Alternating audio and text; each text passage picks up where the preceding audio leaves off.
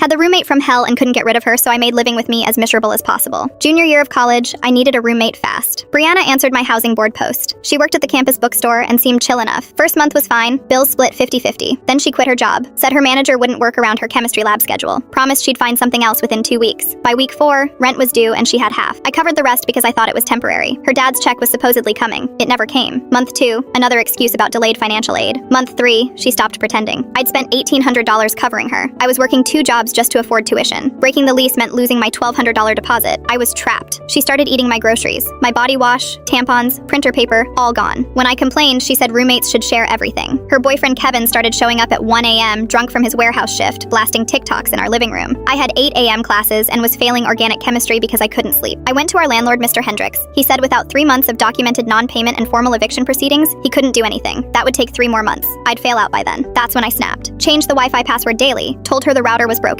removed batteries from the TV remote and thermostat, cooked fish and cabbage every night at 10 p.m. The smell was foul. Bought a Bluetooth speaker, hid it in the air vent, set random alarms between midnight and 4 a.m. that would blast music when Kevin was over. 2 weeks in, I noticed her phone propped behind the toaster. Camera pointed out. Next day, it was behind a cereal box. She was recording me. I checked her laptop when she left for class. Found a folder called Evidence full of videos showing me moving her stuff, cooking smelly food, the alarm sounds. She was dead-ass building a case to get me evicted so she could find a roommate who wouldn't ask for rent. I started my own documentation. Photographed 3 months of rent checks with only my name. Screenshot every text where she promised money. Took pictures of my empty fridge next to grocery receipts. Got our neighbor Zoe to write a statement about the noise violations. 2 weeks later, Mr. Hendricks called me to his office. Brianna was already there. She played her videos, crying about feeling unsafe and harassed. He looked at me like I was the problem. I slid my folder across his desk. Bank statements showing I'd paid full rent alone for 3 months. The text screenshots, the fridge photos, Zoe's noise complaint. His face changed completely. "You haven't paid rent in 3 months?" he asked Brianna. She stammered about having an agreement, going through a rough patch. "I covered her once as a favor," I said, "not 3 times as a plan." He told her she had 7 days to pay $1,800 or face eviction proceedings. Her phone buzzed. She texted frantically under the desk. 3 minutes later, Kevin burst through the door screaming about harassment and illegal eviction. Mr. Hendricks threatened to call campus security. Kevin grabbed Brianna's arm and dragged her out, both of them yelling. 4 days later, I came home to an empty apartment. All her stuff was gone. She'd left rotting food in the sink and took my desk lamp and expensive headphones on her way out. I filed a theft report with campus security, included photos and receipts. 2 hours later, my stuff appeared outside my door in a trash bag with a note that just said, "Psycho." Mr. Hendricks waived my replacement roommate fee. I found a nursing student named Ashley who actually paid bills. 3 weeks later, I was studying at the campus coffee shop when Brianna walked in with 2 girls from the housing board. She was showing them something on her phone, clearly talking about needing roommates and probably trashing me. I walked over and introduced myself, handed the girls my phone with screenshots of the unpaid rent texts. They looked at Brianna, looked at each other, then left without saying a word. Brianna's face went red. "You're a vindictive bitch, and you're sleeping on Kevin's couch," I said. We both made choices. She tried posting in the campus housing group twice more. Both times, someone who knew me sent potential roommates the same screenshots. She deleted both posts within hours.